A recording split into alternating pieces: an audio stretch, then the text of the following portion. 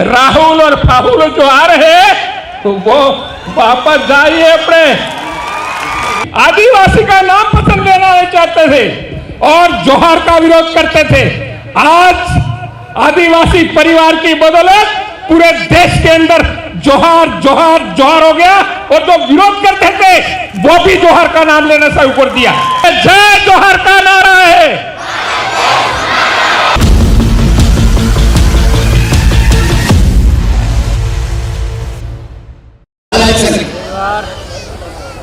जय जोहार का नारा है। जय जोहार का नारा है। जय जोहार का नारा है। एक तीर एक कमान, एक तीर एक कमान। भाइयों और बहनों, आज हम विश्व आदिवासी दिवस मना रहे हैं और ये 9 अगस्त का दिन है। वो यूएन ने विश्व आदिवासी दिवस मनाने के लिए आदिवासियों को दिया। आदिवासियों को इसलिए क्या यूएन ने ये सोचा कि पर्यावरण को बचाना है, मानवता को बचाना है, तो आदिवासी को बचाना बहुत जरूरी है। उसके लिए आदिवासी दिवस मनाया गया। मैं कहना चाहता हूं कि आज देश के अंदर आदिवासियों के जिस तरह से अत्याचार हो रहे हैं, अन्याय हो रहा है, ये पूरा षड्यंत्र पूर्वक हो रहा है। और ये देश में जो कर रहे हैं वो उपकरण जो नरेंद्र मोदी और जो अमित शाह जो गृहमंत्री है वो मिलकर के इस देश में ये हमारे आदिवासियों को मेहनत कर एसटी एसटी ओबीसी और मायावती को इनको शरणपूर्वक इनको अत्याचार और न्याय करने के लिए उनके ऊपर षड्यंत्र कर रहा है। और हमने देखा पूरे देश के अंदर मणिपुर की जो घटना को लेके हमारी बहनों के ऊपर जो नंगे करके घुमाया गया, जुलूस निकाला गया और वो ऐसी जगह हाथ लगा रहे थे, बड़ी शर्मनाक बात करते हुए हमको रोना आता है। तो मैं कहना चाहता हूं नरेंद्र मोदी और अमित शाह तो गूंगे बन गए हैं, बहरे बन गए हैं, उनको सत्ता पे बने रहने का कोई हक नहीं है। लेकिन इस देश की जो राष्ट्रपति है द्रौपदी मुर्मू और राज्यपाल है, वो जो अत्याचार और न्याय हो रहा है वो क्यों देख रहे हैं? क्यों मणिपुर सरकार को बर्खास्त नहीं किया? क्यों नरेंद्र मोदी को हटाना चाहिए कि नहीं? देश में राष्ट्रपति शासन लगना चाहिए कि नहीं लगना चाहिए?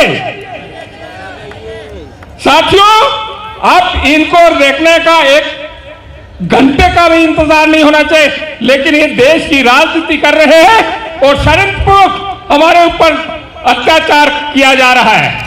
तो मैं साथियों कहना चाहता हूं कि पूरे देश के अंदर चाहे कांग्रेस हो चाहे बीजेपी हो, आपने देखा होगा विश्व आदिवासी दिवस जब हम शुरुआत में मनाते थे तो लोग विरोध करते थे और क्या कहते थे बीजेपी वाले कि विश्व वनवासी दिवस, यानी कि आदिवासी का नाम पसंद लेना नहीं चाहते थे और जोहार का विरोध करते थे।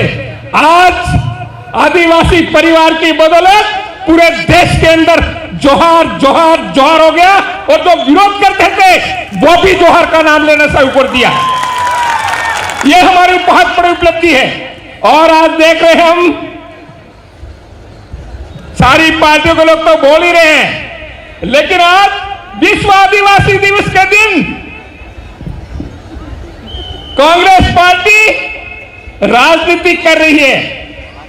हमारे आदिवासियों का जो दिवस था उसको भी वो मानकर पे आकर के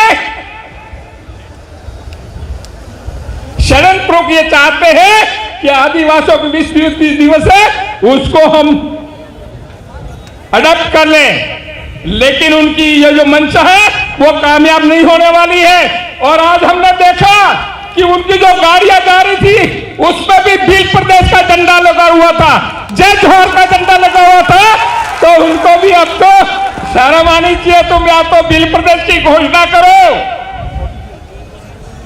इसलिए मैं कहना चाहता हूं कि आप ये समय आ गया है पूरे देश के आदिवासियों का, पूरे देश के आदिवासी, कोई पार्टी नहीं होती है, पूरे देश के आदिवासियों के ऊपर जो अत्याचार हो रहे हैं, अन्याय हो रहा है, उसके खिलाफ हमको एक आवाज के साथ पे खड़ा होना पड़ेगा।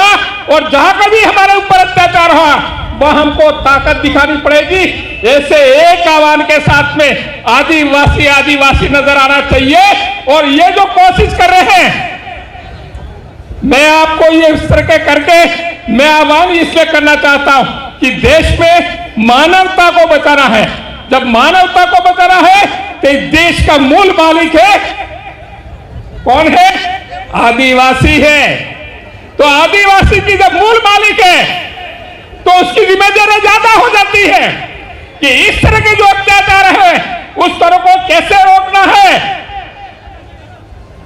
इसलिए अभी जो पार्टियां हैं, अभी जो व्यवस्था है, अभी जो संविधान है, उसको तहस नहस करना चाहते हैं, इस संविधान को खत्म करना चाहते हैं कांग्रेस और बीजेपी दोनों की मिलीभगत से।